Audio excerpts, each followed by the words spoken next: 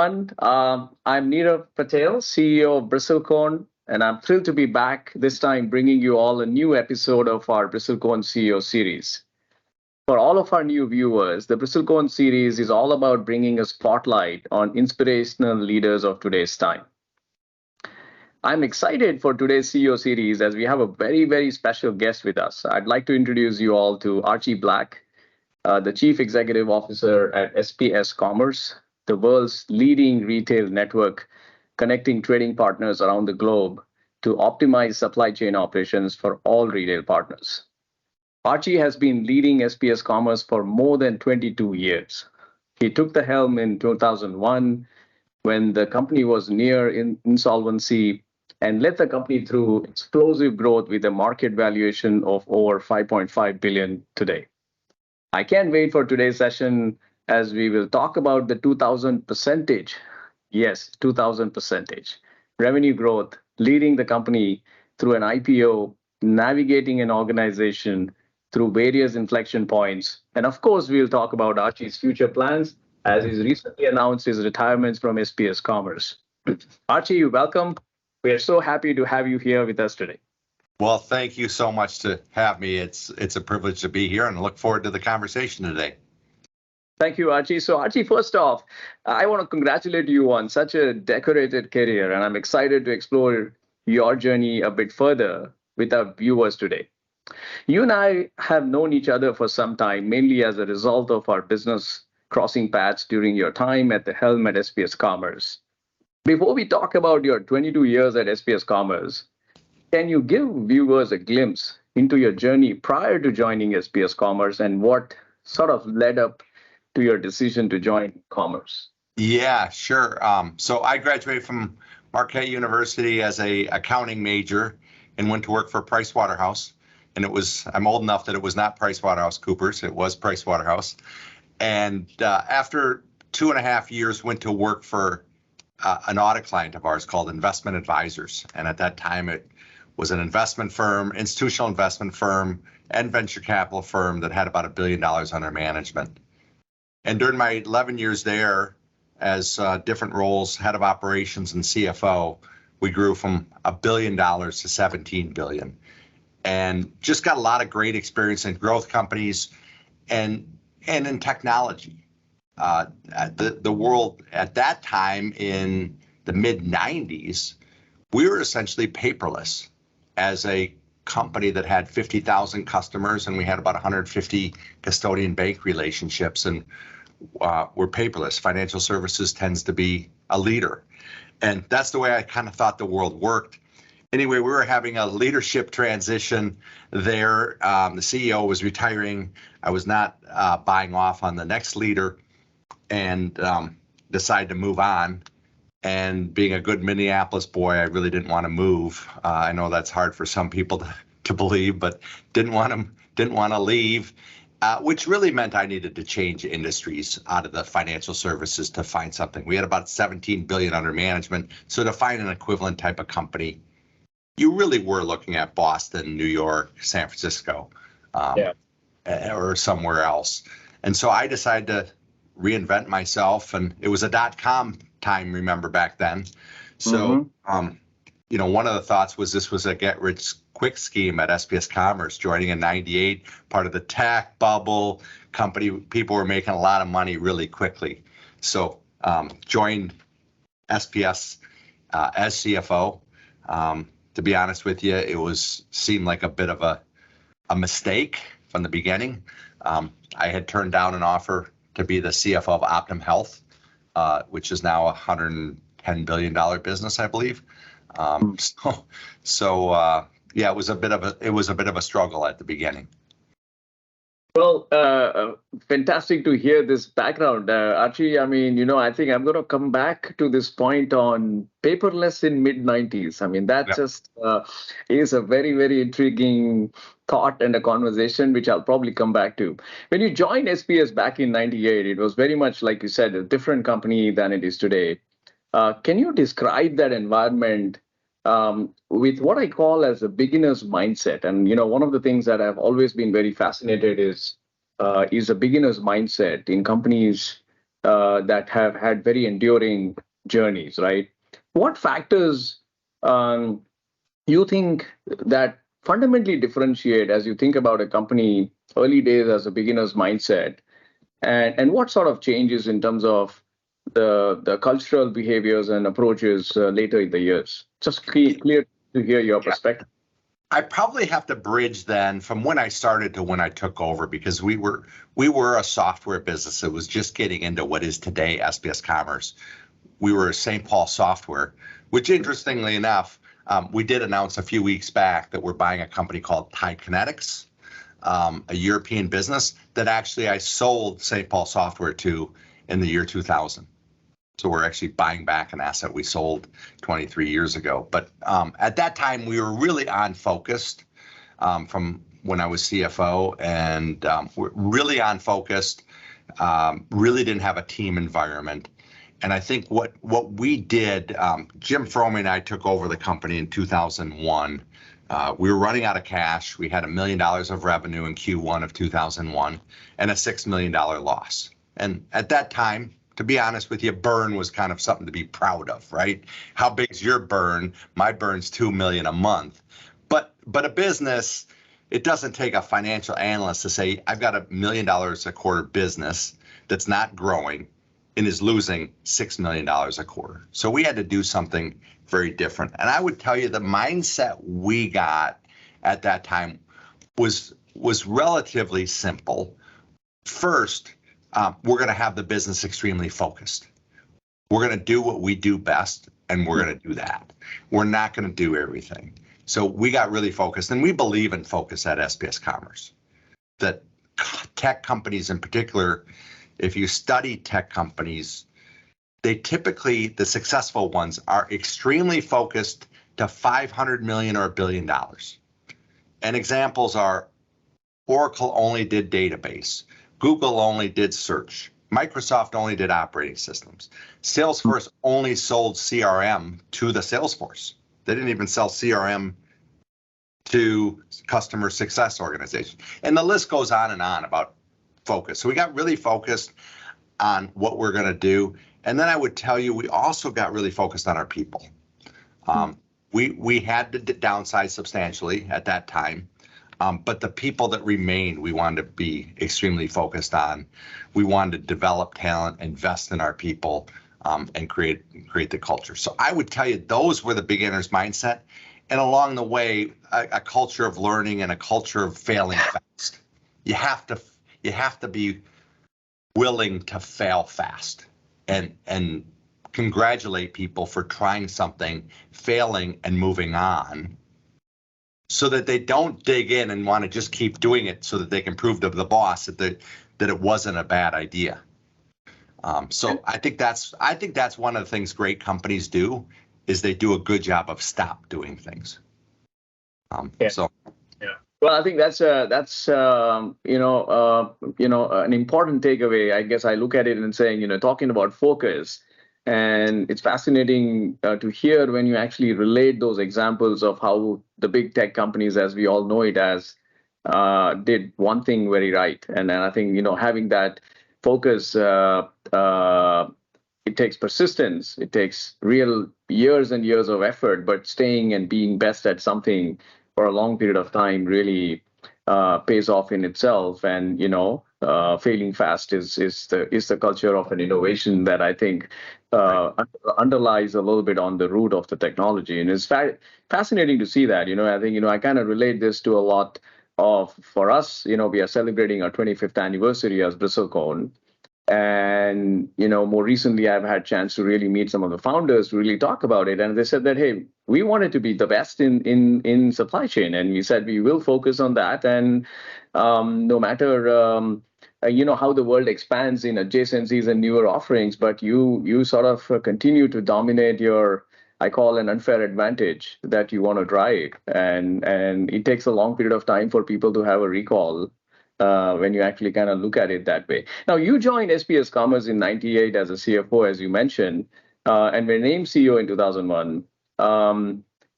Describe that time in between. And you said a little bit that you weren't, really pleased with the way you got that through and ultimately led you to a decision to take the CEO role, especially at the peak of dot-com bubble. Yeah. And the reason I'm asking you this more specifically is a lot of CEOs or a lot of first-time CEOs possibly are in that phase right now on a very difficult backdrop. And I think I'm trying to see whether your learnings, your journeys actually draw some inspiration to help their decision making as they think about a difficult market environment and how do you really be more bolder during these difficult times as against being less bolder. Yeah. I mean, one of the things we're big advocates of the Jeffrey Moore books, and the current one, Escape Velocity. Yeah. I think lays out a lot of what people need to do. And I think in tough environments, one of the mistakes CEOs will make is they don't stop doing things. And I was on a board of a company saying, you probably need to, over the next 12 months, reduce costs by let's say $10 million. Well, you can do that by simply letting costs run out if you have time, if you have the capital to do that. But my advice was you really probably need to cut 15 or generate 15 so that you have the money to invest. So too often when budgets are tight and things are tight, people take we're going to treat all of our pet projects equally. And you might have to kill 2 or 3 pet projects to make sure that you get the proper funding for the most important things.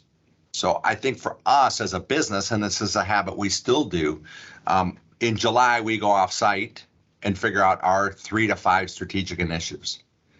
And then before we do any budgeting or figure anything else, we figure out the funding we need for the strategic initiatives. And the most important, it seems obvious, but the most important things we need to do next year, get funded first. Yeah. I find that seems so obvious to people, but most companies don't do that. They do their budget and they go, wow, I'd love to do that, but I don't have any budget. Well, you fund your most important things first. So we start out with that, and then we give the budgets to people what we think they need to be able to accomplish. But we always take our most important investments first, which means it might be a little tougher on the other things. Mm-hmm. Mm-hmm. And people will be forced to do it. Well, it sounds like a very interesting message even for the CFOs of today's time, because, as a CFO, they are really being hammered down to deliver on bottom line cost savings and so forth. But to the point you reflected that it's a lens you want to carry on how you do your budgeting to make sure that the most important and most strategic things do get the funding it deserves and doesn't get caught up in this difficult budgeting cycles that are likely to really run, I don't know, maybe a few quarters or a year, right? Right. Yeah. And I mean, frankly, the last 10 years or so from SPS, that's been a little bit easier because we haven't had a lot of tough times. But early days, it was really tough. And we needed to make sure that the things one of our values is win today, win tomorrow. So you have to balance having a successful 2023 with setting yourself up for a great 2024, 25, and 26. So that's the balance any new CEO needs to do. You can't just hallucinate and dream of the future and not succeed today, but you can't succeed today and not make any investments for tomorrow, because when tomorrow shows up, you're not ready. And that's hard. People want to know which should I do? Should I win today or win tomorrow? Yeah. Well, the answer is yes. Yeah. Well, I think thank you for this perspective, Archie. I think one point that you mentioned the company was at the critical inflection point when you took over as CEO, right? The company was near insolvency, and we all know that you and the team were able to completely turn around the business and were able to IPO 9 years later, right, in 2010. Right. What are some of your biggest learnings during that time? I mean, would you have done anything different looking back? That's an interesting question. I actually was sitting around with Jim Fromey 3 years ago, And I said, Jim, we've been at this a long time now. We've been at this 19 years. And I remember, I can just picture it like it was yesterday. We're sitting in my office. I said, we've done all right, but what would you do different? And Jim just had a great life lesson for me anyway. His answer was nothing. And I said, nothing. He said, you know what? I like the way it turned out, so I wouldn't do anything different. Now, having said that, some of the things I would tell you that possibly I would do different, the problem is, I think one of the reasons we've been really successful is all of our failures were possibly the most important times at SPS Commerce because we learned from them.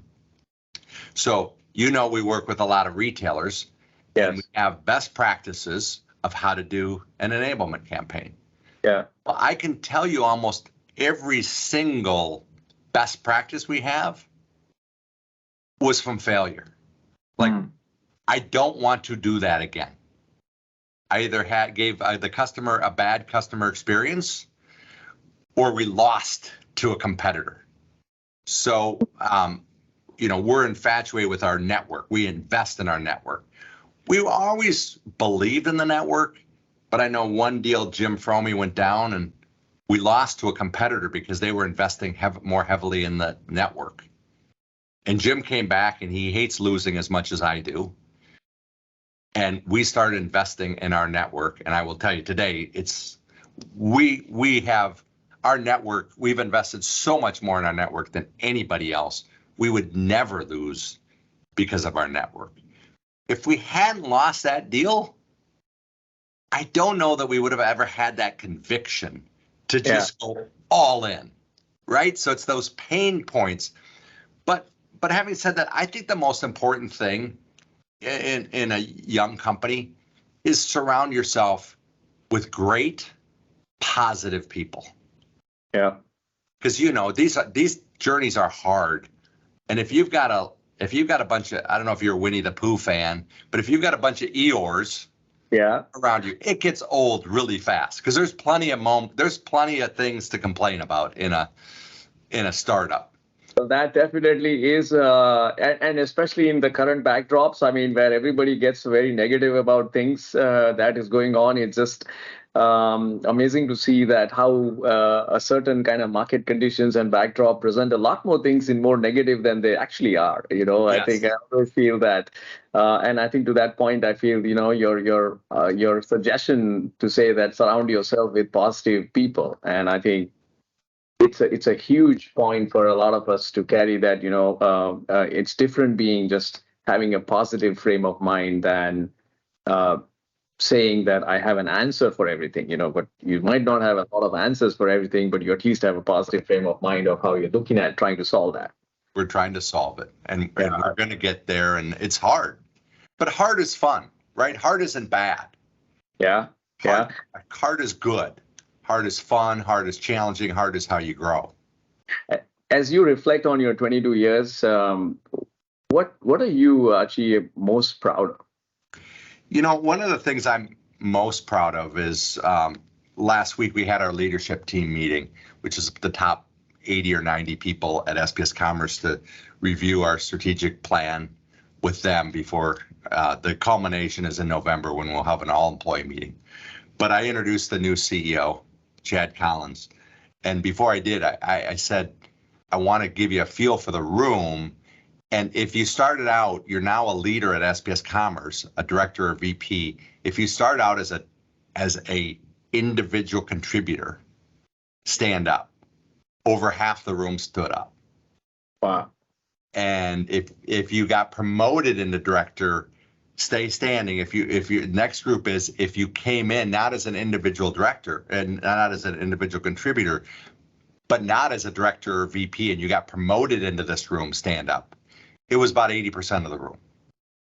Wow. So one thing we've been able to do is not just create opportunities for myself. Obviously, this has been a great opportunity for me, but all those people that got promoted and have big jobs. I mean, a lot of them have big jobs, and they start out. Some of them you work with, I know like a Noah Dominic or David Brainland. They start out web forms implementation, Yeah. right? Yeah. And I don't know, that was 19 years ago. So but they're making $30,000 or something, Yeah. 25. I mean, it wasn't much. Yeah. Well, it's something, truly to be proud of. I think recently when we had our 25th anniversary, we had our board meeting event, and we said, hey, why don't we just do a little celebration and call people who have been with us for more than 20 years, well before, of course, my time. And it was fascinating to see we had about 2 dozen people show up and then saying, hey, we feel proud of being where we are and working for Bristlecone and the Mahindra Group for this long, and we feel particularly proud of. I think Yeah. is something that I can see how that continues to go forward. In March of this year, I think Archie, you announced a little bit turning the corner on the future. You announced you're retiring as a CEO. Talk about why you made the decision and sort of Yep. how you looking through the future lens. Yeah. So I've obviously done this 22 years, and I looked at it from two lenses. One, the business. The business is in a really strong spot right now. We have a very clear vision through 2026, what we want to do, which we did last year. A very strong executive team. So I feel from a business standpoint, it's really a great spot for Chad Collins to come into, and the fact that, he doesn't need to make significant changes the first year or two. He's got a well-oiled machine with a great executive team. And this is my baby, right? I've had this 22 years. And what I have said is I will know in 3 years if I've been successful. If SPS is an extremely successful company and hopefully more successful under Chad than me, then Yeah. I'll have truly built something. So I think it was really the right time for the business. And then I'm 61. I've done this for 22 years, 13 years as a public company. For frame of reference, we went public in 2010. There were about 40 software as a service companies that were public at that time. 2 of those 41 are still public, SPS Commerce and Salesforce. So we're the second longest public companies, software as a service company. And so, I've done 54 earnings calls, but who's counting? And just felt like, want to try something different. And I'm on 2 public company boards. I'm on a private bank board. I'm on a early learning education board, and I'm on the University of St. Thomas board. So we'll figure out what all I do next, but at least I got a little bit of time filled in, and hopefully I can ski the slopes a little bit more in Deer Valley and play a little more golf.